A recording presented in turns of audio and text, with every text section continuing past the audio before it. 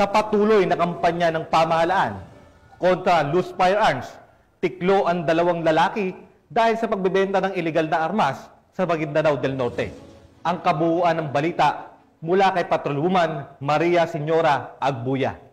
Arestado ang 2 lalaki sa pagbebenta ng iligal na armas sa isinagawang joint firearms buy-bust operation sa barangay Tambu, Sultan Mastura, Maguindanao del Norte nito lamang ika-15 ng Oktubre taong kasalukuyan.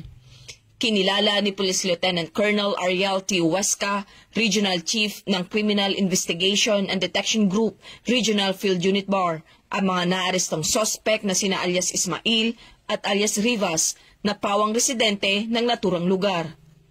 Ayon kay Police Lieutenant Colonel Huesca, naging matagumpay ang ikinasang operasyon ng mga tauhan ng CIDG Regional Field Unit BAR nang maaktuhan ang 2 sospek na nakikipagtransaksyon sa isang pusher-buyer at nakumpiska mula sa mga ito ang isang unit ng kalibre 5.56 rifle, isang unit ng 30-rounder magazine, 33 piraso ng live ammunition, isang bandolier at isang unit ng cellphone na ginamit sa transaksyon.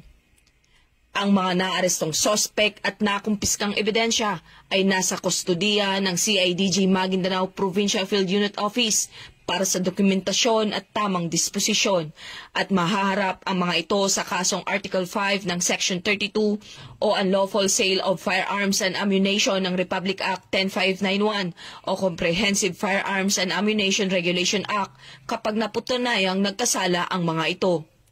Patuloy naman ang Maguindanao del Norte PNP na magsasagawa ng kanilang tungkulin na magbigay ng serbisyo publiko na hulihin ang mga nagkasala sa batas para sa maayos at mapayapang bagong Pilipinas.